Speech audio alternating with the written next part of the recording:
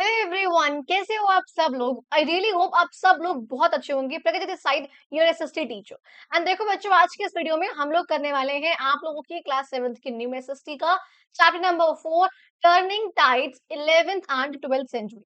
अभी हमने ना लास्ट चैप्टर में ही 6th टू 10th सेंचुरी तक के जो एम्पायर्स एंड किंगडम्स ये सब कुछ रहा है। हमने सब कुछ आपकी वीडियोस में सब कुछ हम लोगों ने कवर अप कर लिया है। पूरे ही चैप्टर को हमने डिटेल में लाइन बाय लाइन समझा हुआ है। अगर आप लोगों ने प्रीवियस चैप्टर की वीडियोस नहीं देखी है, आपको समझना है, आप लोग उसको भी चेकआउट कर सकते हो। और आज वाली वीडियो में हम लोग करेंगे आपका चैप्टर नंबर 4, इसको हम लोग आपका डिटेल में समझेंगे। ठीक है जी। तो चलिए अब जरा बिना किस देरी के अपनी इस वीडियो की शुरुआत करते हैं। सबसे पहले एज यूजुअल जो भी हमारे चैप्टर के स्टार्टिंग में कोट होता है हम उसको पढ़ते हैं। तो ये जो कोट है हमारे स्वामी विवेकानंद जी ने बोला हुआ है, वो कहते हैं, it is the same India which has withstood the shocks of centuries। कहते हैं ये आज का वही हमारा भारत है जिसने इतने सौयों सालों तक इतने ज्यादा शॉक सहे हैं। शॉक किस चीज के? बार बार सौयों फॉरेन इन्वेजन्स के, जो डिफरेंट डिफरेंट कंट्रीज से हमारे यहाँ पर लोग आए हैं, उसका शॉक, उसकी प्रॉब्लम हम लोगों ने सही है। Hundreds of upheavals of manners and custom, जो इतने सौयों बार यहाँ के लोगों के कस्टम चेंज हुए हैं, तरीके चेंज हुए हैं, ट्रेडिशंस चेंज हुए हैं, रहन सहन का तरीका चेंज हुआ है, हम लोगों ने वो सब सहा है। ये वही हमारा देश भारत है। कहते हैं it is the same land which stands firmer than any rock in the world. कहते हैं ये वही भारत है हमारा, ये वही देश है जो किसी पत्थर की, किसी चट्टान के तरह, किसी चट्टान की माफिक खड़ा हुआ है एक ही जगह पर, इतना इतना तरीके से, इतना कठोर तरीके से वो खड़ा हुआ है। With its undying vigour, vigour का मतलब होता है स्ट्रेंथ, अनडाइंग यानी कि ना मरने वाली, ना खत्म होने वाली स्ट्रेंथ हमारे इंडिया के पास है। इनडिस्ट्रक्टिबल लाइफ, जिसमें जिंदगी, जिसकी जिसकी जिंदगी अभी तक खराब नहीं हुई है, जिसके लोगों को कोई खराब नहीं कर पाया, तहस नहस नहीं कर पाया। Its life is of the same nature as the soul. कहते हैं आत्मा की तरह हमारी जिंदगी पवित्र है, बहुत अच्छी है। Without beginning and without and, भाई कोई, जिसका कोई शुरुआत नहीं है, जिसका कोई अंत नहीं है, जिसे हम बोलते हैं इमॉर्टल, जिस चीज का कोई अंत नहीं है, जो हमेशा चलने वाली है, जो हमेशा रहती है, फॉरएवर।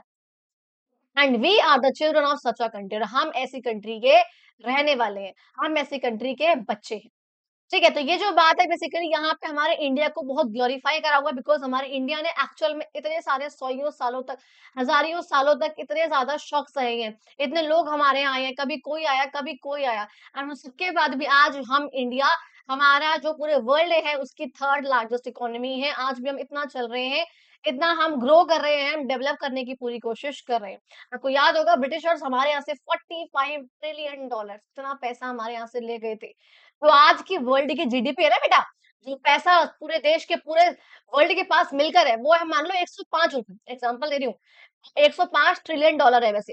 एग्जाम्पल के लिए समझो, अगर आज पूरे देश के, पूरे संसार के, पूरे वर्ल्ड के लोग सब मिलकर अगर 105 रुपए कमा पा रहे हैं, ये सबका है, पूरे देश में इतना पैसा है, पूरे वर्ल्ड में। उस समय पे ब्रिटिशर्स हमारे हमारे देश से 48 रुपीज ले गए थे, यानी करीब करीब इसके आधा, हल्का कम है बिल्कुल आधे से, इतना पैसा था वो हमारे हमारे यहाँ से ले गए थे। सोचो हम उस टाइम पे इतना कमा रहे थे, इसका आधा जो आज पूरा दे, पूरा वर्ल्ड मिलकर कमा रहा है, और इतना पैसा वो हमारे यहाँ से ले गए थे। तो दैट वाज समथिंग। अच्छा अब देखो यहाँ पे दिखा रखे हैं, बेसिकली यहाँ पे सोल्जर्स है, यहाँ पे एलिफेंट्स है, जो कि यहाँ पे दिखा रखे हैं किस तरीके से ये सब लोग वॉर की तैयारी कर रहे हैं। ये लक्ष्मणा टेम्पल खजुराहो से लिया गया है, वहां पे उसका ये दिखा रखा है चित्र। कि देखो हम इस चैप्टर में, आज के इस वाले क्लास में हम लोग ये वाला पढ़ लेंगे आप लोगों का, किस तरीके से चोलास के बारे में हम थोड़ा सा पढ़ेंगे, हम गजनी ऑफ महमूद के बारे में पढ़ेंगे, हम थोड़ा बहुत यहाँ पे चोलास के बारे में पढ़ेंगे, एंड किस तरीके से महमूद ने हमारे यहाँ के टेम्पल्स को डिस्ट्रॉय करा था। एंड हम लोग ककातियस के बारे में भी आज पढ़ लेंगे। ठीक है जी। तो चलिए जरा हम लोग अब अपनी शुरुआत करते हैं। देखो सबसे पहले यहाँ पे कहते हैं, इन द प्रीवियस चैप्टर, आप लोगों ने प्रीवियस चैप्टर में हम लोगों ने देखा था किस तरीके से जो अरब्स हैं, अरब जो थे, जिसमें हमारे मैं वो आपके नाम था, वो क्या नाम था उनका, अरब वाले का नाम क्या था? Just a second, give me a second, अभी याद करते हो। अरब वाला जो हमने उसमें पढ़ा था, यहाँ पे सुल्तान वगैरह के बारे में हमने पढ़ा था ना। हाँ, अरब में जो हमने सुल्तान के बारे में हमने पढ़ा था, तो कहते हैं वो लोग कितनी बार हमारे इंडिया में इन्वेड हुए थे, कितनी बार हमारे देश के अंदर आए थे, घुसे थे बेसिकली, है ना, इन्वेड करा उन लोगों ने, एंड डोमिनेट नॉर्थ इंडिया, और पूरे के पूरे नॉर्थ इंडिया को इन लोगों ने डोमिनेट करा था। आपको याद है ये चीज? आपको याद होगा मोहम्मद बिन कासिम इन अरब्स में से कई सुल्तान आए थे, मोहम्मद बिन कासिम आए थे, जिसने यहाँ पे आके बहुत कुछ खराब कर दिया था, है ना? सब चीज़ें याद है आपको? How in the end those incursions had little overall impact on India. लेकिन हमने ये भी देखा था कि सौयों सालों तक, करीब-करीब कहते हैं कि 300 साल तक अरब्स ने यहाँ पर बहुत कोशिश करी, यहाँ पे सब कुछ कॉन्क्वर करने की, बट उनके इतने एफर्ट्स के बाद भी वो सिर्फ सिंध, पंजाब और जरा बहुत एरियाज़ पे टिक पाए थे, यानी कि उनका इतना अच्छा इम्पैक्ट एज़ सच नहीं हो पाया था। ना उसके आगे की बात करेंगे 10 सेंचुरीज़ के बाद की। तो कहते हैं 11.12 सेंचुरीज़ में एक डिफरेंट स्टोरी रही है, बहुत अलग कुछ चीज़ें हुई हैं। क्या अलग हुआ है भैया? कहते हैं इन्वेजन्स बाय टर्किक पावर्स, यानी कि जो टर्किक पावर्स हैं, जो टर्किश से आ रही हैं। अब देखो टर्किश से बेसिकली कौन लोग? टर्किश से कहाँ से आ रहे हैं? यानी कि सेंट्रल एशिया से। आपको ये पिक्चर दिख रही है? इस पिक्चर में देखो ये जो प्रॉपर हमारा ये कॉन्टिनेंट है पूरा का पूरा, यहाँ तक वाला पार्ट है। ये जो आपको व्हाइट पार्ट दिख रहा है ना सारा का सारा, ये सारा का सारा जो व्हाइट पार्ट है हमारा, ये हमारा बच्चा एशिया है। क्या है ये बच्चा? ये हमारा सारा का सारा क्या है? ये हमारा एशिया है। अब इस एशिया में ये है नॉर्थ वाला पार्ट, ये है इसका ईस्ट वाला पार्ट, ये है इसका वेस्ट वाला पार्ट और ये वाला पार्ट जो इसका कहते हैं वो इसका है सेंट्रल एशिया वाला पार्ट, जिसमें कजाकिस्तान, है ना, अफगानिस्तान, ईरान वगैरह ये सब आते हैं। इसे हम बोलते हैं हमारा सेंट्रल एशिया। तो कहते हैं इस सेंट्रल एशिया वाले पार्ट से ये सब लोग इंडिया की तरफ आए थे। समझ में आ गया? इन्हें हम कहते हैं टर्किश, बिकॉज़ ये टर्की वाले रीजन के आस-पास से ये लोग आ रहे हैं। तो कहते हैं टर्की, साइबेरिया वगैरह से वहाँ से निकलते-निकलते ये लोग आते हैं, इसलिए हम इन्हें कहते हैं टर्की। तो कहते हैं ये लोग हमारे यहाँ पे आए थे and penetrated much deeper into north India, यानी कि अरब वाले तब भी इतना अंदर तक नहीं जा पाए थे, लेकिन टर्किश वाले ये काफ़ी अंदर तक जाएँगे। हालाँकि हमारे जो नेटिव किंगडम्स थे, जो हमारे यहाँ के राजा वाले हैं, जो हमारे यहाँ के राजा हैं, उन सब लोगों ने बहुत रोका था इन्हें, रेसिस्ट बहुत करा था, पर ये लोग फिर भी काफ़ी आगे तक हमारे देश में गए थे। देखो कहते हैं we begin the chapter with an invasion and end the chapter with another. कहते हैं हम इस चैप्टर की शुरुआत करेंगे कि इन्वेजन के साथ, अभी आगे पढ़ेंगे हम लोग, और उसके बाद हम चैप्टर की एंडिंग भी करेंगे एक दूसरे इन्वेजन के साथ, यानी कि और कौन-कौन हमारे देश के अंदर घुसकर आए थे। With a very brief account of the Wars, ज्यादा कुछ हम वॉर के बारे में नहीं पढ़ेंगे, डिस्ट्रक्शन के बारे में नहीं पढ़ेंगे, लेकिन जो थोड़ी बहुत चीजें वॉर हुआ या जो भी उस वॉर से डिस्ट्रक्शन कॉज हुआ वो सब हम लोग थोड़ा बहुत पढ़ते हुए चलेंगे। कहते हैं हालाँकि जो बहुत सारे इंडियन रूलर्स थे वो इस टाइम पे फ्लरिश होते हैं, बहुत सारे बैटल्स लड़ते हैं। यानी कि बहुत सारे इंडियन जो रूलर्स हैं वो इन सारे इन्वेजन से लड़ने के लिए बैटल भी लड़ते हैं। कंडक्टिंग नेवल एक्सपेडिशंस, यानी कि अपने शिप्स वगैरह को वो जगह-जगह जाते हैं और बहुत बढ़िया-बढ़िया मॉन्यूमेंट्स बनाते हैं। और इंडिया का अब्रॉड तक में इन्फ्लुएंस होता है, यानी कि इंडिया से बाहर इंडिया का इन्फ्लुएंस होता है, प्रभाव पड़ता है, लोग उसके बारे में जानते हैं, पहचानते हैं।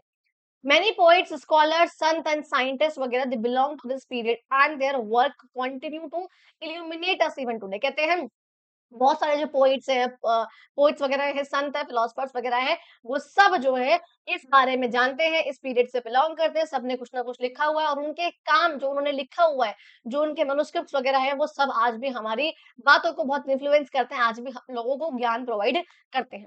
कहते हैं इस चैप्टर में हम कुछ इवेंट्स के बारे में पढ़ेंगे, कुछ अलग फिगर्स के बारे में पढ़ेंगे एंड कुछ अकम्प्लिशमेंट्स, यानी कि क्या-क्या चीजें पूरी हुई उसके बारे में भी पढ़ेंगे। ये वाला जो आप लोगों का पार्ट है, भास्कराचार्य वाला पार्ट हम आज वैसे पढ़ लेंगे और जो रिमेनिंग पार्ट है वो हम लोग कल पढ़ेंगे। मतलब यानी कि जो आपको दिख रहा है 28 पेज का चैप्टर है, 28 में से 1 पेज गायब कर दो बिकॉज़ 1 पेज का वो क्वेश्चन आंसर्स है। तो करीब-करीब 26 पेज का चैप्टर है, 1 आधा पेज गायब करेंगे तो। ठीक है? तो आज हम आधा पढ़ेंगे, कल हम आधा पढ़ेंगे, आप लोगों को पता है वैसे ही करते हैं। कहते देखो जरा इसके बारे में सोचना, word of question in grade 8। कहते हैं 8th क्लास में आप लोग पढ़ोगे हिस्ट्री ऑन डार्कर पीरियड, यानी कि ब्रिटिशर्स ने हमारे यहाँ क्या-क्या किया था आकर। इन मुस्लिम्स ने हमारे यहाँ, टर्किस ने हमारे यहाँ क्या-क्या किया था हमारे यहाँ आकर, ये सब कुछ हम लोग पढ़ेंगे। कहते हैं briefly it explains how history recorded war. हमको पता चलेगा कि आखिर हिस्ट्री ने किस तरीके से वॉर को तो रिकॉर्ड करा है, कॉन्क्वेस्ट को, इनकी किस राजा ने क्या चीज कॉन्क्वर करी, किस बैटल से, किस वॉर से क्या-क्या डिस्ट्रक्शन हुआ, ये सब हम लोग पढ़ेंगे। ये सब रिकॉर्ड करा गया, लेकिन शांति, है ना, गवर्नेंस, क्या उस टाइम पे क्रिएटिविटी थी, वो सब इतना रिकॉर्ड नहीं करा गया है। हालांकि हिस्टोरियंस ने इन सब चीजों को भी ड्रॉ मतलब करा है, इस सब चीजों की तरफ उन लोगों ने इशारा करा है, बता रखा है थोड़ा बहुत। नहीं, ये अप्रोच जो है is that it is better to face them and analyse them so as to better. कहते हैं सही तरीके से डेवलपमेंट्स के बारे में जानने के लिए, समझने के लिए अगर हम उस तरफ जाकर हम उन सब चीज़ों को पढ़ें, उनको एनालाइज़ करें, तो वो काफ़ी जो है बेटर। ये वाली बात जो यहाँ पर कही हुई। अब देखो आता है बच्चा हम लोग अपने मेन पॉइंट पे, व्हिच इज़ द गज़नविद के इन्वेजन्स। कौन? गज़नविद के इन्वेजन। ये गज़नविद क्या है? गज़ गज़ क्या गज़? देखो, कहते हैं basically 9th and 10th century में बहुत सारे जो किंगडम थे, वो अफ़गानिस्तान में थे, पाकिस्तान वाले पार्ट में थे एंड आपस में एक-दूसरे से लड़ते रहते थे। आपको ये दिख रहा है पाकिस्तान, आपको ये दिख रहा है अफ़गानिस्तान। कहते हैं ये जो वहाँ पे बेसिकली जो मुस्लिम रूलर्स वगैरह यहाँ पे हुआ करते थे, इसमें एक-दूसरे से लड़ते रहते थे। Across those two regions, all the way to Punjab, there rule a powerful dynasty called the Hindu Shahis. कहते हैं ये दो रीजन्स अफगानिस्तान वाला पार्ट थोड़ा सा एंड खासकर ये पाकिस्तान वाला एंड हमारा पंजाब वाला, इस वाले एरिया में ना एक यहाँ पे शासन हुआ करता था, एक डायनेस्टी यहाँ पे हुआ करती थी which was called as Hindu Shahis. क्या नाम था इनका? हिंदू शाहीज, ये इनका नाम था, जो कि यहाँ पे अच्छी खासी डायनेस्टी यहाँ पे राज करती थी। कहते हैं कुछ और इंडियन रूलर्स की हेल्प से इन लोगों ने, जो बाहर से लोग आ रहे थे इन्वेजन वगैरह करने के लिए सेंट्रल एशिया वगैरह से, उन सबको उन्होंने रोका भी था। एंड इन इस और रोक पाए थे काफी अच्छे तरीके से, बिकॉज यहाँ पर इन लोगों ने ना एक खैबर पास, आपको यहाँ पे दिख रहा है, मान लो ये वाला हमारा, ये वाला पंजाब वाला पार्ट है, ये वाला पाकिस्तान वाला पार्ट है, ये अफगानिस्तान वाला पार्ट है। तो इन सबके बीच में यहाँ पर आपको दिख रहे हैं ये हिंदू कुश माउंटेन्स हुआ करते थे। कौन से माउंटेन्स? आपको याद होगा, आपने पहले पढ़ा पढ़ा हुआ है, हिंदू कुश माउंटेन्स। ये इस तरीके से माउंटेन की रेंजेस इस तरीके से हुआ करती थी। एंड देखो माउंटेन्स, अगर आपको आपको यहाँ पे आना है, तो आप क्या इन माउंटेन्स को क्रॉस करके कितना लंबा चढ़-चढ़ा के आप पाओगे? इतना आसान नहीं होगा। इसलिए इन माउंटेन्स के बीच में ना पासेस बने होते थे, यानी कि जगह बनी होती थी, जहाँ से यहाँ के लोग यहाँ पे आ सकते हैं इज़िली। ये इनके बीच में पासेस, यानी कि ट्रैवल करने के लिए बना था कि यहाँ के लोग यहाँ पर आ सकते हैं। इसे हम बोलते थे पास। क्या होता था ये? पास। तो वहाँ पे यहाँ पे एक जो पास था that was named as Khyber pass. आपको यहाँ पर ये पिक्चर दिख रही है। इस तरीके से रास्ते हुआ करते थे ताकि आराम से लोग जो है ट्रैवल करके आ सकें। दैट वाज़, इनका नाम था खाइबर पास, जो खाइबर पास इन हिंदू शाहीज़ ने कंट्रोल कर रखा था। इसके थ्रू जब जो भी लोग अगर खाइबर पास से निकल कर आ रहे हैं और वो एरिया शाहीज़ के अंडर आता है, हिंदूज़ के अंदर आ रहा है, वो इनको आने नहीं देते थे, काफ़ी हद तक इनको रोकते थे। ये वाली बात यहाँ पर कही हुई है। अच्छा, कहते हैं इस टाइम पे बहुत सारे जो इन्वेडर्स थे, वो कोशिश करते हैं, प्रॉपर ट्राई करते हैं, कम से कम 2500 साल, मतलब ये नहीं कि एक इंसान इतने टाइम तक ट्राई कर रहा है।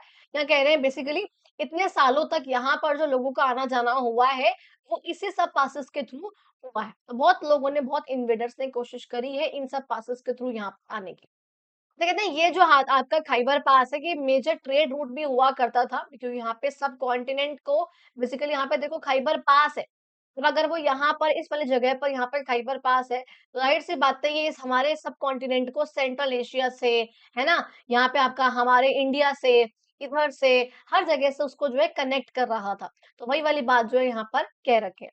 ऑल्सो यहाँ पर कहते हैं जो ये बुद्धिस्ट स्कॉलर्स, जो ज्ञानी लोग, जो बुद्धिस्ट के ज्ञानी हुआ हुआ करते थे, वो सब लोग, या जो मॉन्क वगैरह जो भिक्षुक हुआ करते थे, अगर इन लोगों को भी कहीं जाना होता था इंडिया से बाहर निकल कर, तो इन्हीं हिंदू कुश माउंटेन्स में जो अलग-अलग पासेस हुआ करते थे, वो इन्हीं से ट्रेवल करके सेंट्रल एशिया की तरफ, है ना? और दूर यूरोप की तरफ ये लोग जाया करते थे।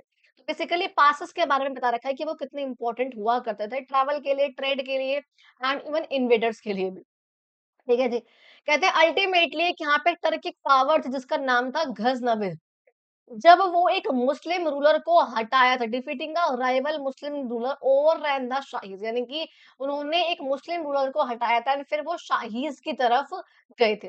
Rule at the time of Jayapal, जब यहाँ पर हमारे यहाँ पे जयापाल थे, तब उन्होंने हमारे यहाँ पर राज किया था। अच्छा, कहते हैं इसके नाम से ही पता चल रहा है गजनविद। गजनविद बेसिकली क्या था? गजनविद इनका एम्पायर, उनका उसका नाम था, किंगडम का नाम था, एम्पायर का नाम था गजनविद। गजनविद क्यों था? क्योंकि इसके काफ़ी इम्पोर्टेंट रूलर हुआ करते थे जिसका नाम था महमूद ऑफ गज़नी। तो यहाँ पे शक्ल दिख रही है, अच्छी नहीं है मुझे पता है, बट यहाँ पे इसकी शक्ल देखो, यहाँ पे इनकी महमूद ऑफ गज़नी, ठीक है? ये इनका नाम था। कहते हैं जो कि वहाँ की उस टाइम पे अफ़गानिस्तान कह रही हूँ, ये जो आपका क्या ये गज़नविद, इनकी कैपिटल थी गज़ना, जो कि आज के टाइम पे अफ़गानिस्तान में इसका नाम, एक शहर है जिसका नाम है गज़नी। ठीक है? तो वो यहाँ पर दिखा रखा है, इनके नाम पर इसका नाम पड़ा हुआ था। कहते हैं 11th सेंचुरी के पहले डिकेड में, यानी कि पहले दशक में करीब-करीब 1000 से लेकर, देखो मैं क्या बोलती हूँ, 11th सेंचुरी का मतलब है 1001 से लेकर के 1100 तक का टाइम पीरियड। तो फर्स्ट डिकेड यानी कि स्टार्टिंग के 10 साल की बात हो रही है, यानी कि 1000 से लेकर के 1010 तक के बीच का टाइम जो है, उसकी यहाँ पर बात कर रहे हैं। तो कहते हैं इस टाइम पे यहाँ पर एक वो था राजा जिसका नाम था महमूद ऑफ गजनी। उसने अपना फाइनल कॉन्क्वेस्ट किया था इस जयपाल को हराकर। यानी कि जब हमारे यहाँ पे जयपाल राज कर रहे थे, तो जयपाल को इसने हटाया और यहाँ पे आके खुद राज करा।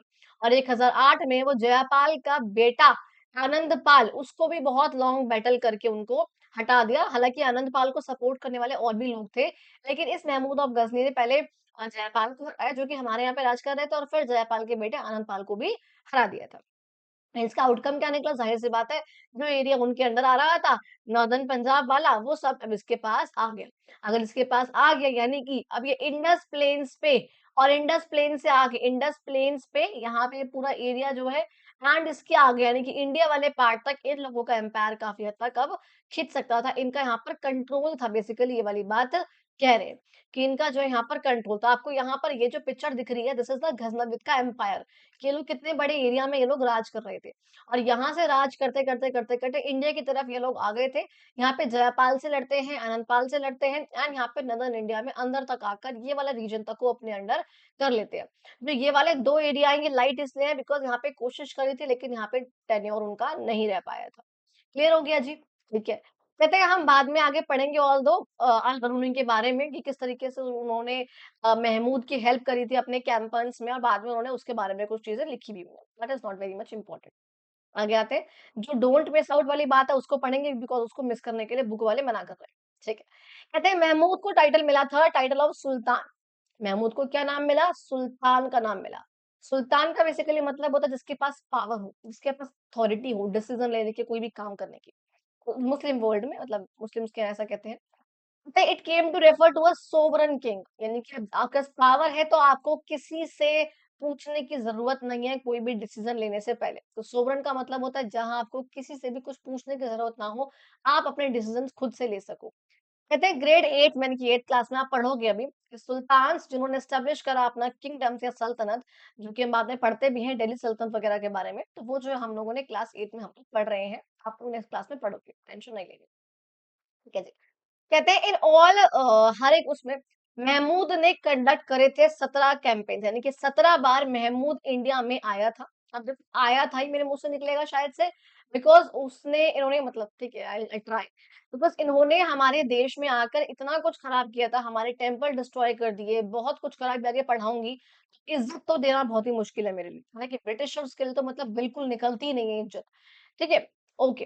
कहते हैं after each one he would return to Ghazni with huge amounts of booty, यानी कि कहते हैं 17 बार इंडिया में आया, और 17 के 17 बार जब भी इंडिया से वापस गया तो यहाँ से बहुत सारा पैसा, वेल्थ, सब कुछ यहाँ से चोरी करके, प्लंडर का मतलब होता है चोरी करना, सीज का मतलब होता है हड़पना, हथिया कर यहाँ से चला गया। जो भी वैल्यूएबल गुड्स थे, जो भी खजाना है, ट्रेजरी को बोलते हैं, जो भी पैसा वगैरह, सब कुछ जो है यहाँ से लेकर वो चला जाता था अपने यहाँ पे अफगानिस्तान में।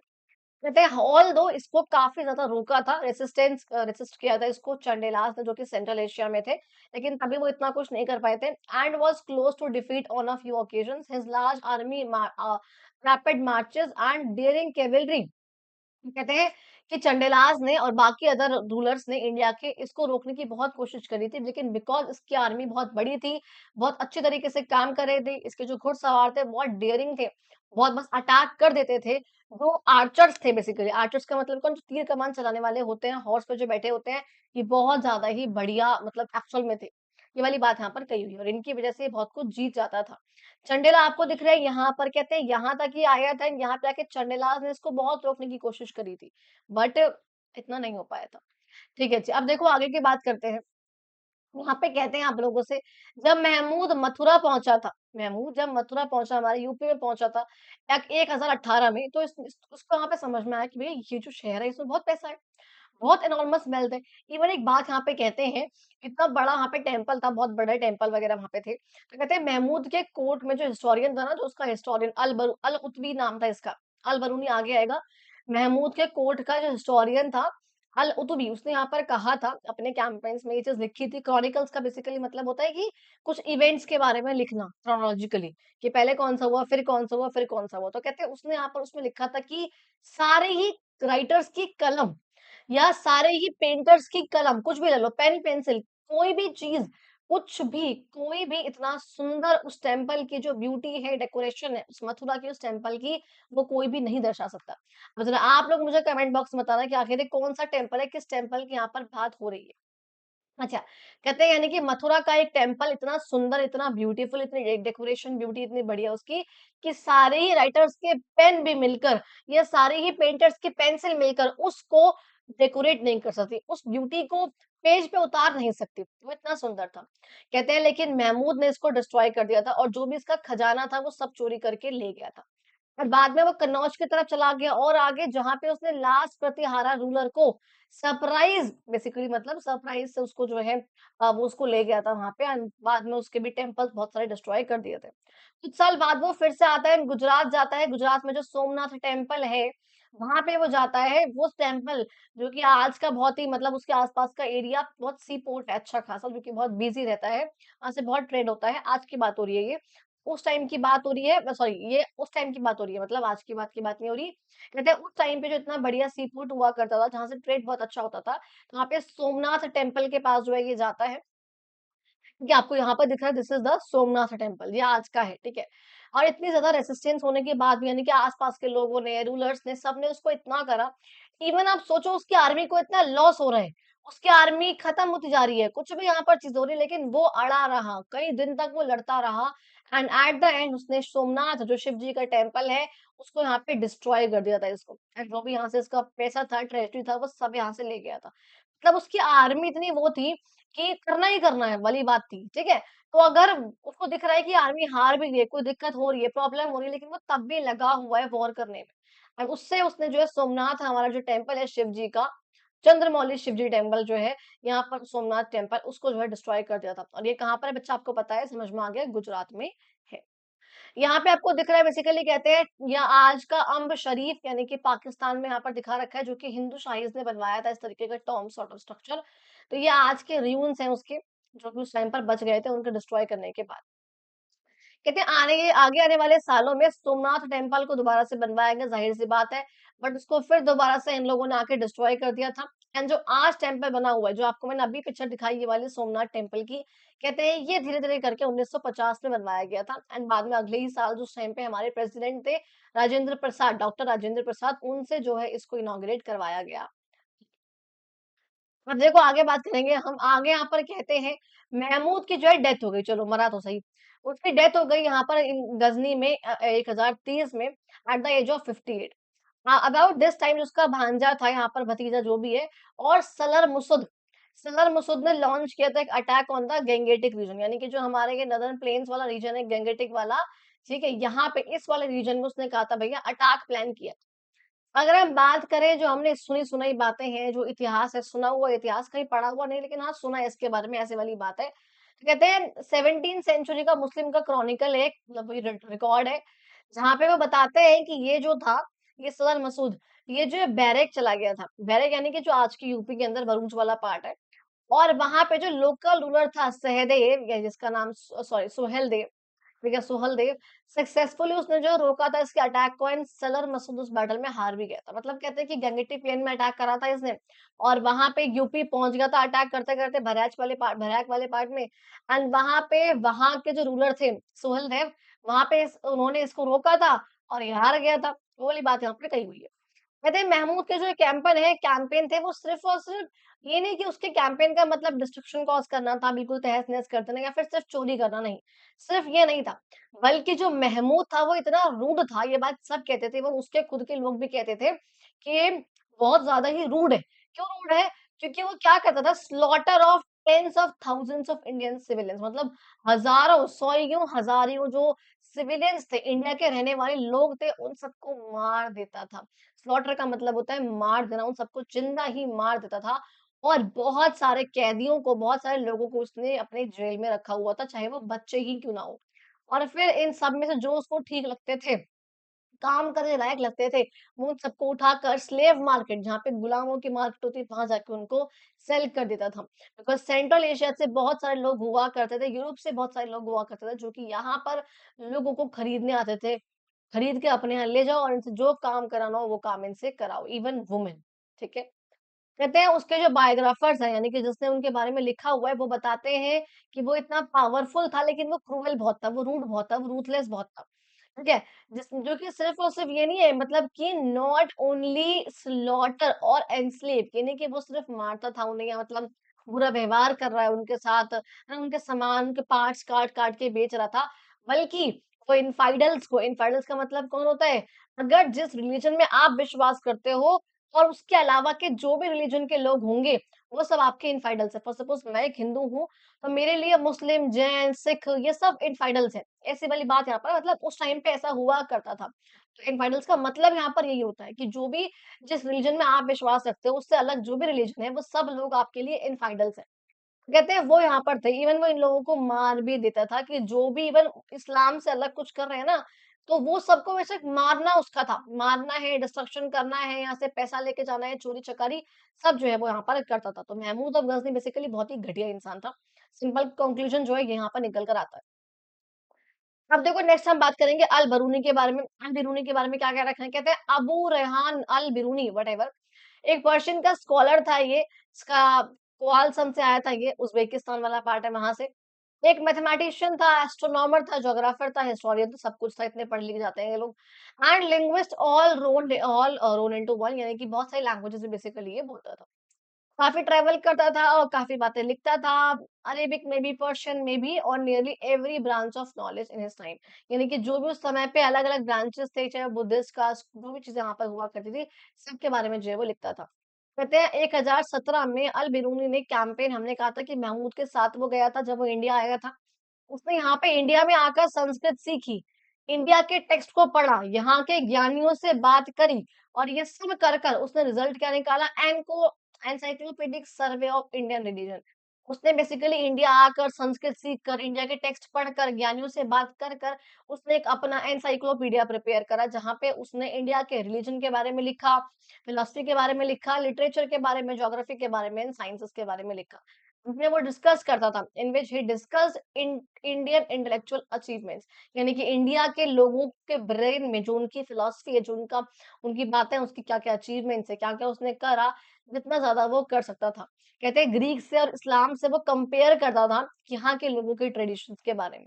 मैथ्स में और एस्ट्रोनॉमी में उसने यहाँ पर कंपाइल करा था कि जो भी यहाँ पे आर्यभट्ट के, वराहमिहिर का, भास्कराचार्य के जो भी यहाँ पर काम है, एस्ट्रोनॉमी को लेकर, एस्ट्रोलॉजी को लेकर, वो सब काम जो है इसने यहाँ पर आकर इन सबको कंपाइल किया था। सबको एक साथ लिख दिया था, ठीक है? एक और यहाँ पर था इन अनदर वर्क, एक और अपने उसमें उसने जो है ट्रांसलेट किया था अरेबिक पतंजलि की जो योग सूत्र हैं, जिसमें योगा के बारे में बता रखा है, योगा के एडवांस कॉन्सेप्ट और टेक्निक के बारे में बता रखा है, तो कहते हैं उसने इसको भी ट्रांसलेट भी किया था, अपनी लैंग्वेज में। कहते हैं इस टाइम पर at the same time Al Biruni noted the impact of Mahmud military campaign on India के साइंटिफिक ट्रेडिशन, यानी कि इंडिया पे महमूद के मिलिट्री कैंपेन का क्या इम्पैक्ट पड़ रहा है, वो यहाँ पर वो भी देख रहा था। महमूद ने क्योंकि बिल्कुल खराब कर दिया था, तहस नहस कर दिया था हमारी कंट्री की हमारे कंट्री के पैसों को, हमारी कंट्री के वेल्थ को, और उसने बहुत सारे फीट्स भी किए थे। अच्छा, कहते हैं जिसमें हिंदूज यहाँ पर वो बेसिकली हिंदू उनके लिए ना मिट्टी का वो कहते हैं डस्ट, आई नो आप समझ जाओ, मेरे को गुस्सा आ रहा है बोलने में। तो मतलब उनके लिए ना वो मिट्टी के बराबर, धूल के बराबर, जो कि हर जगह फैले हुए हैं, बस ऐसे उसके लिए उसका मतलब था हिंदुओं का। मतलब किसके लिए? महमूद के लिए। एंड इसी रीज़न से why Indian sciences have red far away from those parts of the country conquered by us, कहता है इसी वजह से जिन भी पार्ट को हम लोगों ने कॉन्क्वेर किया था बेसिकली, उन सब पार्ट से हम लोग बहुत जल्दी, जो साइंटिस्ट वगैरह है वहाँ से वो हट गए थे, एंड वो जगह-जगह चले जाते, चाहे वो कश्मीर चले गए, चाहे वाराणसी चले गए, एंड चाहे वो और जगहों पर चले गए। ठीक है सर। मतलब हम लोग एक बार नेक्स्ट पढ़ते हैं हमारे भास्कराचार्य जी के बारे में। किसके बारे में पढ़ेंगे? भास्कराचार्य जी के बारे में। आपको यहाँ पर इनकी पिक्चर भी दिख रही है, कौन थे ये? कहते हैं while the production and transmission of scientific knowledge did decline in northern India, कहते हैं यानी कि साइंटिफिक नॉलेज, ऐतिहासिक नॉलेज है, जो साइंस की नॉलेज, क्या क्या हो रहा है, क्या हो सकता है, इन सब नॉलेज का चलन ना नॉर्दर्न इंडिया में थोड़ा सा गिर गया था, डिक्लाइन हो गया था, बट कुछ टाइम बाद वो और रीजन्स में आने लग गया था। और रीजन्स कौन से? महाराष्ट्र, यानी कि साउथ की तरफ जा रहा है वो। कहते हैं नॉर्थ से जो ये नॉलेज का, ज्ञानियों का जो वो था, वो खत्म हो रहा था धीरे धीरे करके, तो ये नॉर्थ से शिफ्ट होके वो साउथ में आ रहा था, एंड साउथ में वो आता है भास्कराचार्य के ज़रिए महाराष्ट्र में। अच्छा, कहते हैं 1114 बेसिकली कह सकते हैं 1114 में इनका जन्म हुआ था आज के वहाँ पे महाराष्ट्र में। इनको भास्कराचार्य कहते हैं बिकॉज़ ये बहुत ही अच्छे मैथमेटिशियन थे, एस्ट्रोनॉमर थे। मैथमेटिशियन पता है एस्ट्रोनॉमर होते हैं जो स्पेस के बारे में, इन सब के बारे में पढ़ते हैं। उनकी फैमिली ने काउंट किया बहुत सारे मतलब बेसिकली कहते हैं कि इनकी फैमिली में बहुत सारे स्कॉलर्स थे, एस्ट्रोनॉमर्स वगैरह हुआ करते थे। इनका एक फेमस वर्क है that was named as Lilavati, ये संस्कृत में हुआ करता था। जिसमें बहुत सारी ऐसी ना जीती-जागती सी पहेलियाँ हुआ करती थी। क्या थी? पहेलियाँ हुआ करती थी, कुछ प्रॉब्लम्स हुआ करती थी, जो कि बेसिक मैथ यहाँ पे बच्चों को सिखाने के लिए होती थी। कहते हैं बीजगणिता और एक और यहाँ पर मतलब कुछ और एडवांस अलजेब्रा वगैरह जिसे हम कहते हैं।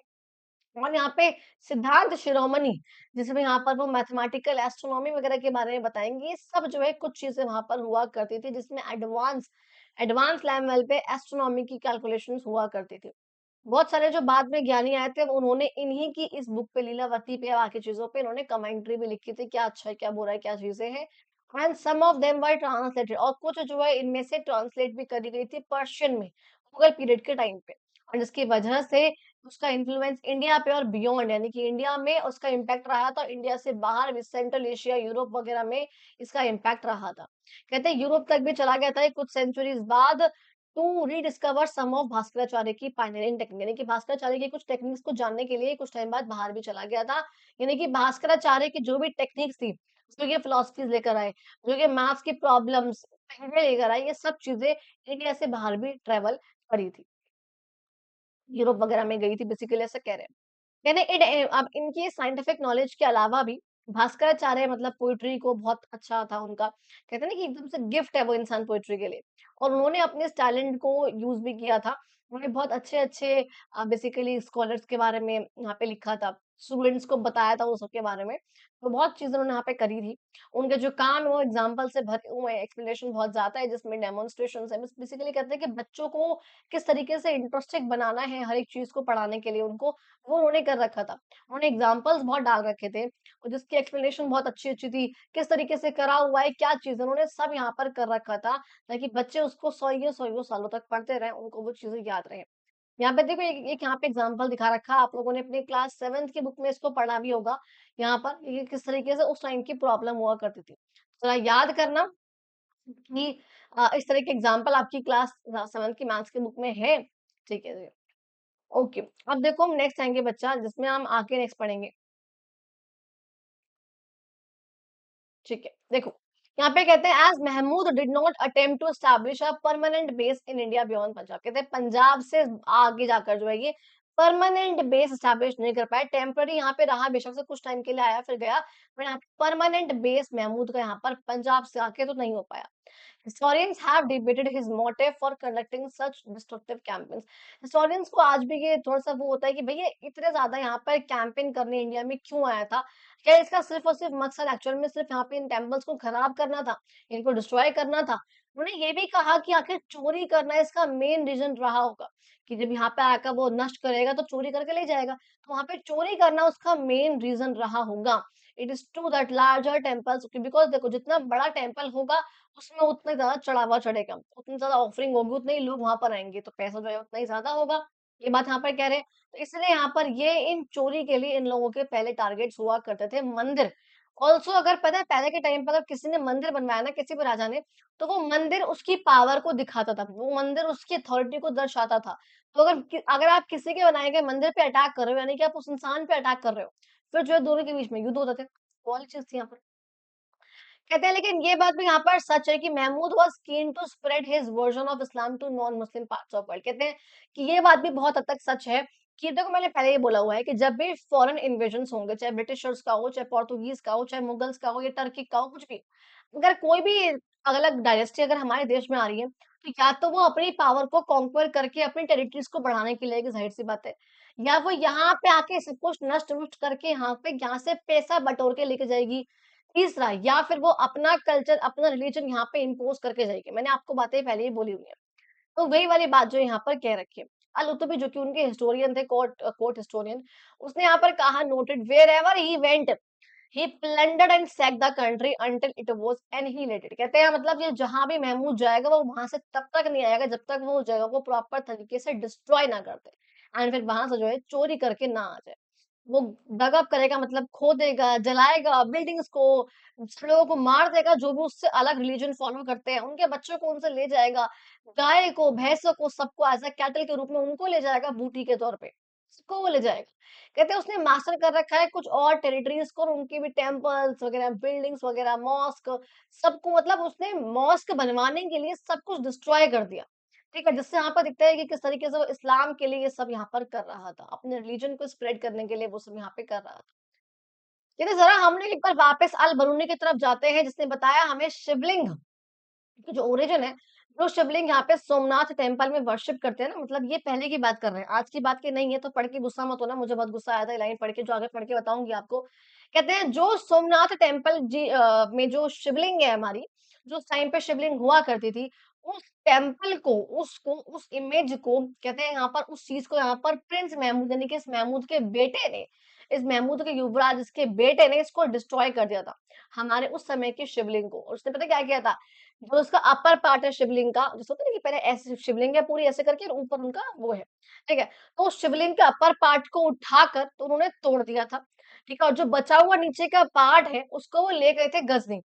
और उस पार्ट को, उस इमेज को कहते हैं कि वो उन्होंने अपने गज़नी ने अपने मॉस्क यानी कि अपने मस्जिद के बाहर उस नीचे वाले पार्ट को रखा हुआ है, कि जब लोग एंटर करते हैं तो उस शिवलिंग के नीचे वाले पार्ट पे पैर डर्ट उसको जो भी पोंछ कर अपने पैर उस पे पोंछ कर तब वो उसके मस्जिद में प्रवेश करते हैं। ये बात पहले की है मतलब आज नहीं होता है तो पढ़कर गुस्सा मत होना मुझे बहुत आया था ऐसे मन करा कि बुक ही फाड़ दूँ। मतलब लिटरली मुझे पढ़ के इतना गुस्सा आया था ना लाइन्स तो आप सोचो हमारे शिवलिंग को अपने महादेव को इतना पूजते हैं और उन बदतमीज़ों ने मतलब लिटरली मेरे मुँह से वर्ड निकल रहा है, उन बदतमीज़ों ने उसका अपर पार्ट को डिस्ट्रॉय करा। चलो तुम सब डिस्ट्रॉय करो, तुमने डिस्ट्रॉय करा, बट उसके नीचे वाले पार्ट को जो ऐसे वाला पार्ट है हमारा, उस वाले पार्ट को तुम अपने मॉस्क में एंट्री गेट पर रख रहे हो कि अगर कोई भी बदतमीज़ इसमें घुसेगा तो इस हमारे शिवलिंग पे पैर पहुँच कर, अपनी डर्ट पहुँच कर तब वो उनके क्या बोलूँ मॉस्क में प्रवेश करेगा। And that was so disgusting, so insulting. But then I search कि क्या ये चीज़ अभी भी होती है? तो ये चीज़ अब नहीं होती है। अगर होती मैं इस पे लिटरली एक सेपरेट वीडियो बना देती, शॉर्ट डाल के मैं इसपे कुछ करती बिकॉज़ ये पढ़ के मुझे इतना गुस्सा आया था। अब ये चीज़ नहीं होती है, ठीक है? तो ठीक है, चलो गुस्सा ना करके आगे बढ़ते हैं बिकॉज़ मेरे को फिर बहुत वो हो जाएगा। चलो, ज़रा बात करते हैं हम लोग ना ईस्टर्न इंडिया की। आखिर ईस्ट में क्या चल रहा था भैया? ईस्ट में क्या हो रहा है? आपको अशोका याद है? अशोका का आपको कलिंगा वॉर याद है बच्चा? कलिंगा वॉर, वो यहाँ पर था आपको पता है यहाँ पे इधर वाले पार्ट पे यहाँ पर ये कलिंगा वॉर लड़ा गया था। तो यहाँ पर कहते हैं कि नॉर्थ इंडिया में जब यहाँ पे गज़नविद वगैरह का प्रॉपर चल रहा है, बहुत पूरा इम्पैक्ट यहाँ पे चल रहा है। इस टाइम पे 11th सेंचुरी में ईस्टर्न इंडिया में अलग ही सीन चल रहा था। आपने पहले लास्ट चैप्टर में हम लोगों ने पालास पढ़े थे जो कि वेस्ट बंगाल वाले पार्ट में थे, यहाँ पे दिख रहे हैं आपको। कहते हैं इस पालास वाले एरिया में जब यहाँ पे पालास हट गए थे, तो पालास के बाद यहाँ पे आती है सेना डायनेस्टी आपको यहाँ पे दिख रहे हैं? दिस वाज़ द सेना डायनेस्टी जो कि यहाँ पे बंगाल में काफ़ी अच्छी डोमिनेंट पावर यहाँ पे रहती है, जिसकी कैपिटल थी यहाँ पे नदिया, जिसका आज का नाम नदिया ही है, जिसका बांग्लादेश के साथ बॉर्डर आपको यहाँ पे दिख रहा है, यहाँ पे देखो इस तरीके यहाँ पे ये बंगाल वाला पार्ट है, ये बांग्लादेश वाला पार्ट है। कहते हैं ये इसका जो है बॉर्डर था, इनके रिलेशंस असम के साथ जो कि ऊपर आप लोगों ने पहले पढ़ा हुआ है पार्ट 1 में आपकी बुक के, कामरूप किंगडम जो था एंड कलिंगा, इन सबके साथ रिलेशन जो है ठीक-ठाक से थे, कभी लड़ाई, कभी कुछ यहाँ पे चलता रहता था। कहते हैं जब जो इसके पहले लोग थे, जो इनके पहले यहाँ पर थे प्रीडिसेसर्स का मतलब होता है कि जो इनके पहले थे, यानी कि सेना डायनेस्टी, इनके पहले कौन बताया मैंने अभी आपको बताया पालास जो है इनके पहले थे। पालास के डिक्लाइन के बाद यहाँ पे सेना डायनेस्टी आई थी एंड उससे पहले यहाँ पे पालास थे। तो कहते हैं पालास जिस तरीके से बुद्धिस्ट इंस्टीट्यूशंस को काफ़ी मानते थे, उस तरीके से जो सेनास थे वो हिंदू को काफ़ी मानते थे। तो वो हिंदू के थॉट, उनके लिटरेचर, उनके उसको मानते थे। कहते हैं जो भी पोएट्स वगैरह हैं जयादेव जैसे कि या गीता गोविंदम नाम से पता चला राधा कृष्ण के बारे में होगा ये। राधा जी कृष्ण जी के बारे में है ये गीता गोविंदम नाम की जो उनकी उनकी बुक है बेसिकली उनके यहाँ पे ऑथर है। तो बेसिकली कहते हैं कि जो सेन डायनेस्टी वाले थे हिंदू को काफ़ी मानते थे। कहते हैं यहाँ पर ज़रा हम लोग थोड़ा-सा साउथ में चलते हैं। आप लोगों को एक कलिंगा वाला याद है? वो मैंने आपको बताया था मार्क करके ऐसे ऊपर ये वाला पार्ट आपका कलिंगा वाला, उड़ीसा। कहते हैं वहाँ पर where we encounter the eastern Gangas यहाँ पर थे बच्चा आपके ईस्टर्न गंगास वेरी इंपॉर्टेंट। इस कलिंगा वाले पार्ट में थे हमारे पास ईस्टर्न गंगास। जो ऊपर बंगाल वाले पार्ट में थे यहाँ पर थे बंगाल वाले पार्ट में सेना। लेकिन यहाँ पर उड़ीसा वाले पार्ट में, कलिंगा वाले पार्ट में यहाँ पर हमारे पास है ईस्टर्न गंगास, जिनके शादी के अलायंसेस रहे हैं चोलास के साथ, जिसको आगे पढ़ेंगे वैसे हम लोग। कहते हैं लेकिन तब भी काफ़ी बार वो क्लैश हुए हैं आपस में अपने नेबर्स वगैरह से भी। नेवरदलेस 12th सेंचुरी के एंड तक आते-आते ईस्टर्न गंगास काफ़ी ज़्यादा ईस्टर्न इंडिया की बहुत ही स्टेबल पावर बन चुके थे, जिनका एक जो एम्पायर था वो गंगा से लेकर के, आप देखोगे इनका एम्पायर जो है गंगा से लेकर के गोदावरी तक इनका एम्पायर फैल गया था। किसका फैल गया? That was of the eastern Gangas. ठीक है? कहते हैं यहाँ पे सम ऑफ देयर इंस्क्रिप्शंस से हमको ये चीज़ें पता चलती हैं। उस डायनेस्टी ने यानी कि ईस्टर्न गंगास ने ही इनिशिएट किया था जगन्नाथ टेम्पल, जो कि पूरी उड़ीसा में है, उसको बनवाना। आपको दिख रहा है ये आज का टेम्पल है। तो कहते हैं इस डायनेस्टी ने ही इसको इनिशिएट किया था हमारे जगन्नाथ जी के टेम्पल को, मंदिर को बनवाने के लिए, जो कि आज के पूरी उड़ीसा में है। और मिड 13 सेंचुरी यानी कहते हैं 1250 के बाद उसके आसपास हमारा जब बहुत बढ़िया, बहुत अच्छा उड़ीसा में टेम्पल है जिसका नाम है सन टेम्पल, कोणार्क में है ये। ये नरसिम्हा देव वन, मैंने यहाँ पे नाम इसलिए लिखा हुआ बिकॉज़ काफ़ी अच्छा लगता है मुझे ये, अच्छा लगा था। नरसिम्हा ये मैंने पहले ही पढ़ा हुआ है आप लोगों को। कौन सी क्लास में 7th या 8th मुझे वो नहीं याद रहेगा, लेकिन हमने ये पढ़ा हुआ है। कहते हैं सन टेम्पल कोणार्क में जो है उड़ीसा में जो है, इस टेम्पल को नरसिम्हा देव वन, जो कि ईस्टर्न गंगास के ही थे, इन्होंने बनवाया था। बेसिकली यहाँ पे कहते हैं कि ईस्टर्न गंगास यानी कि बहुत ही बढ़िया डायनेस्टी थी एक, बहुत अच्छे रीजन में इनका जो है वो रहा था। बहुत से नेबर्स के साथ, चोलास के साथ इवन इन लोगों के क्लैशेस रहे हैं। बट इन्होंने दो बहुत ही बढ़िया टेम्पल्स बनवाए थे। एक को स्टार्ट कराया था जगन्नाथ जी के टेम्पल को, एंड सन टेम्पल तो जो है सूर्य देव का टेम्पल बनवा ही दिया था। अगर मैं आगे और साउथ की बात करूँ तो कहते थे और साउथ की बात करेंगे, तो आप लोगों को यहाँ पर ये चालुक्यास वाला पार्ट याद है? हम लोगों ने लास्ट क्लास में भी कवर अप किया था। यहाँ पे ये हमारे ईस्टर्न चालुक्यास जिसकी कैपिटल थी वेंगी, एंड ये वाले हमारे पास चालुक्यास जिनकी कैपिटल थी कल्याणी। वहाँ पे कहते हैं, आप लोगों ने प्रीवियस चैप्टर में इनके बारे में पढ़ा हुआ है, तो ये जो वेस्टर्न वाले थे, ये डेक्कन में काफ़ी इम्पोर्टेंट अच्छी खासी पावर थी। इनका जो रूल था वो नर्मदा नदी से लेकर, आपको दिख रहा है नर्मदा से लेकर के यहाँ तक साउथ तक जो है इनका यहाँ पे राज है। किसका? यहाँ पे ये जो वेस्टर्न चालुक्य वाला थे उनका। अच्छा, कहते हैं जो ईस्टर्न चालुक्यास थे बाद में वो चोलास के अंडर आ गए थे, चोलास के साथ घुल-मिल गए थे, यानी कि ये उनके मैरिज के अलायंसेस वगैरह भी यहाँ पर हुए थे। ये वाली बात यहाँ पर कह रखी है। आपको पता है कि यहाँ पे से आपको ये पता है कि इधर से यहाँ पर महानदी, गोदावरी, कृष्णा, कावेरी, ये जो सब नदियाँ हैं आपको दिख रहा है यहाँ पर, ये सब नदियाँ यहाँ पर देखो इधर की तरफ ही आती हैं। एंड जब कोई भी नदी यहाँ पर किसी भी ओशन में, किसी भी सी में गिरती है तो आपको पता है यहाँ पर वो डेल्टा बनाती है, यानी कि अपने साथ लाया हुआ जो भी सैंड, सिल्ट वगैरह है, वो सब यहाँ पे आके डिपॉजिट कर देती है। इससे जो है ये वाला एरिया है बहुत फर्टाइल भी हो जाता है। ठीक है? ये वाली बात यहाँ पर कह रखी है। पता है जब और इस वाले एरिया में यहाँ पर बहुत ज़्यादा वॉर्स भी हुए हैं। इवन मैंने बोला ना चोलास के साथ और वेस्टर्न चालुक्य, यानी कि इन दोनों के बीच में यहाँ पर काफ़ी वॉर भी हुए हैं, इस पर्टिकुलर रीजन में। अच्छा, और कहते हैं इसके बाद क्या हुआ था भैया, वेस्टर्न चालुक्यास जो है यहाँ से हट गए थे, एंड बाद में यहाँ पे चोलास यहाँ पर आ चुके थे। इवन यहाँ पे कहते हैं ककातियास यहाँ पर थे और होयसाला यहाँ पर थे, जो कि अब थोड़े से स्ट्रॉन्गर हो गए थे, और बाद में इन सबको उन्होंने रिप्लेस भी कर दिया था। तो बेसिकली आप लोगों ने यहाँ पे वेस्टर्न चालुक्यास के बारे में पढ़ा, ईस्टर्न चालुक्यास के बारे में पढ़ा, उससे ऊपर हम लोग ईस्टर्न गंगास के बारे में पढ़ चुके हैं। ककातियास के बारे में पढ़ेंगे, एंड फिर हम लोग एक और टॉपिक रहेगा हमारा होयसाला वाला, एंड ये हम लास्ट करेंगे इसको। ककातियास के बारे में देखो यहाँ पर कहते हैं, आपको दिख रहे हैं कहाँ पर है ककातियास? दिख रहे हैं यहाँ पर, यहाँ पिक्चर लगाना भूल गई मैं इनकी, ऐसा ही लग रहा है मेरे को, नहीं ये रहे।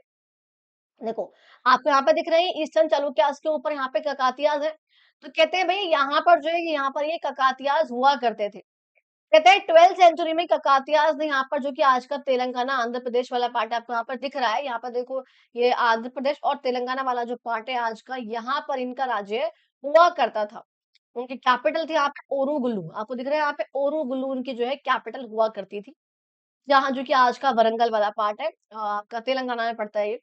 Where they built a fort with impressive stone toran और गेटवे। आपको यहाँ पर दिख रहे हैं यहाँ पे इन लोगों ने इस तरीके से तोरण द्वार, यानी कि स्टोर से गेटवे की, गेट में एंट्री करने के इन्होंने द्वार वगैरह वो बना रखे थे पत्थर के। और while some of the kings compose their work in Sanskrit, कहते हैं यहाँ पे कुछ किंग्स ने, यहाँ का जो लोग थे, यहाँ पे किंग वगैरह थे, उन्होंने अपने कुछ काम लिखे हैं बेसिकली संस्कृत में लिखे हैं। और यहाँ पे बिकॉज़ वहाँ पे लैंग्वेज कौन-सी है? तेलुगु लैंग्वेज जो तो कहते हैं उसको भी उन लोगों ने जो है काफ़ी माना है, काफ़ी पैट्रोनाइज़ करा है, काफ़ी फॉलो करा है। यहाँ पे आपको एक टेम्पल दिख रहा है बेसिकली, ये हनमकोंडा का एक टेम्पल है, जो कि उस टाइम का बहुत बड़ा, बहुत फाइन एग्जाम्पल है उस चीज़ का, आर्किटेक्चर का। ये इसमें 1000 पिलर हैं। आपको ये पिलर दिख रहे हैं इस तरीके से? इस तरीके से ऐसे घूम-घूम के इसके अंदर 1000 पिलर्स हैं इस पूरे के पूरे में। एंड दैट्स व्हाई ये बहुत इम्पोर्टेंट है। कहाँ का है? हनमकोंडा का। कहते हैं ये जो ककातीय रूलर्स थे, इन लोगों ने स्ट्रॉन्ग मतलब लोकल एडमिनिस्ट्रेशन को काफ़ी आगे बढ़ाया था। जिसमें वो दिखा रहे थे कि कैसे विलेज के लेवल पे हम खुद से गवर्नेंस कर सकते हैं और बहुत अच्छा रेवेन्यू का सिस्टम ये लेकर आए थे, इरिगेशन का सिस्टम लेकर ये लोग लेकर आए थे, जिससे यहाँ पे एग्रीकल्चर में बहुत हरी-भरी हुई थी, प्रॉस्पेरिटी यहाँ पर हुई थी। ठीक है जी। लास्ट पॉइंट पे आएँगे, देखो हम लोग बच्चा आप लोगों के होयसाला वाला पार्ट, होयसाला आपको यहाँ पे दिख रहे हैं, आज का जो कर्नाटक और थोड़ा बहुत केरला, तमिलनाडु वाला पार्ट है, वहाँ पर ये हुआ करते थे। अच्छा, कहते हैं सदर्न कर्नाटक वाले पार्ट में ही आए थे।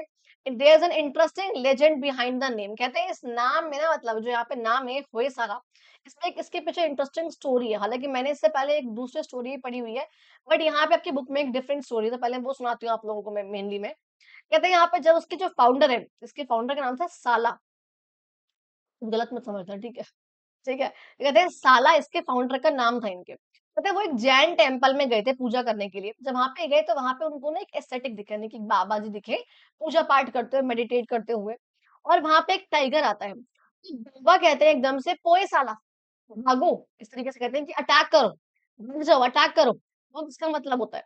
और तभी से उन्होंने इसका इस चीज़ को ओबे करा, वो उन्होंने अपनी जान को बचा लिया था एंड तभी उन्होंने उसको कहा था एस्थेटिक ने उनको कहा था मतलब जो बाबा थे उनके पास टाइगर आया था, तो उन्होंने कहा था साला को, साला नाम अच्छा लगा मेरे को लेना बार-बार नाम, बट सेला सेला बोल दो, चलो साला ही ठीक है, सेला ठीक है। तो उन्होंने सेला को यहाँ पर कहा था कि अटैक करो इस पे और उनकी जान जो है बच गई थी। तब उन्होंने उसको आशीर्वाद दिया था कि तुम राजा बनोगे सॉर्ट ऑफ करके। तो उन्होंने इन रिटर्न जब उनको जो है आशीर्वाद दिया था, तभी से हम कहते हैं कि होयसाला से उन्होंने नाम बना दिया होयसाला, कि अपने किंगडम का नाम जो उन्होंने इस तरीके से रखा था एस्थेटिक की कमांड से, उनकी बात सुन के, उनके ऑर्डर से। कहते हैं वहाँ उस हमारे टाइम पे क्या था, वेलपुरा जो कि आज का बेलूर वाला पार्ट है एंड द्वार समुद्र जो कि आज का हेले-बिदु वाला पार्ट है। ये जो है होयसाला की कैपिटल बन गए थे, आपको यहाँ पर ये नाम दिख रहे हैं। ये जो यहाँ पर एक किंग आए थे यहाँ पे विष्णुवर्धना, उन्होंने चालुक्यास की जो ओवरलॉर्डशिप है, यानी कि चालुक्यास जो बिल्कुल अबव रहते हैं, सबसे ऊपर रहते हैं, उस चीज़ को उन्होंने जो है तोड़ दिया था और चोलास को चैलेंज भी किया था एंड ग्रेजुअली अपना जो है एक्सटेंडेड देयर स्वे over most of present day Karnataka. कहते हैं इवन यहाँ पे उन्होंने अपने आप को इतना इन्फ्लुएंस करा, अपना इतना एक्सटेंड किया था कि आज के कर्नाटक वाले पार्ट में पूरा का पूरा वो छा गए थे। चोलास को चैलेंज भी करा था। अब सोचो चोलास कितने बड़े थे। तो उनका को उसने जो है चैलेंज करा था। अब क्योंकि कर्नाटक में तो ज़ाहिर-सी बात है अपने लिटरेचर की, अपने कल्चर की डेवलपमेंट करेंगे कन्नड़ लैंग्वेज में। बट कहते हैं जो उनकी लेगेसी है वो काफ़ी अच्छा, बहुत यूनिक स्टाइल के टेम्पल से, आर्किटेक्चर से बन के निकलती है। जहाँ उन्होंने किस तरीके से इतना गढ़वा-गढ़वा के इतना सुंदर तरीके से स्टोन के पिलर्स पे चीज़ें करा रखी हैं, स्कल्पचर्स, पैनल्स वगैरह पे। जहाँ पे मंदिर यहाँ पे है बेलूर के, हेलाबीदु के काफ़ी फेमस हैं वो एंड आर अमंग 3 होयसाला के टेम्पल्स, यानी कि 3 जो होयसाला के टेम्पल्स को यूनेस्को ने as a world heritage monuments के रूप में कर रखा है, उसमें से जो है 3 यहाँ पर होयसाला के ही हैं। ये वाला आपको यहाँ पर दिख भी रहा होगा। कहते हैं पार्शियल व्यू यहाँ पर दिखा रखा है होयसाला का जो सोमनाथपुर में, यानी कि जो कर्नाटक के पास है, मैसूर के पास है, उसको यहाँ पर दिखा रखा है। आप सोच रहे हो यहाँ पर, इसमें कितनी नक्काशी लगी होगी, मतलब एक्सप्लेन इमेजिन भी कर पा रहे हो? ये वाला पार्ट तो छोड़ो ऊपर का, इसमें कितनी नक्काशी लगी होगी, इसमें कितनी नक्काशी लगी होगी, हाथ से क्या-क्या करा होगा, कैसे स्ट्रक्चर बनाया होगा, मतलब अनइमेजिनेबल सॉर्ट ऑफ थिंग्स है। तो मैं इसलिए हमेशा कहती हूँ कि साउथ के जो टेम्पल्स है ना भाई, वो इतने ज़्यादा सुंदर, इतने बढ़िया हैं, इतने ब्यूटीफुल हैं, तो वहाँ ज़रूर जाना है। ठीक है। चलिए, बाकी आज का आप लोगों का आज की वीडियो खत्म हुई है। Next class because of Cholas के बारे में है, तो इनके बारे में काफ़ी लंबा हम लोगों ने पढ़ना है, तो हम लोग इसके बारे में प्रॉपर पेज नंबर 14 पे हम लोग आ चुके हैं। हम लोग नेक्स्ट क्लास में उसको भी जो है कवर अप हम लोग कर लेंगे। आई रियली होप आप लोगों को वीडियो अच्छी लगी। अगर अच्छी लगी तो प्लीज़ चैनल को सब्सक्राइब ज़रूर कर देना, वीडियो को लाइक करना, अपने फ्रेंड्स को शेयर करना एंड कमेंट करके बताना कि आपको वीडियो लगी कैसी। बाकी yes, thank you so much and मिलते हैं हम लोग अपनी अगली वीडियो में। तब तक के लिए अपना ध्यान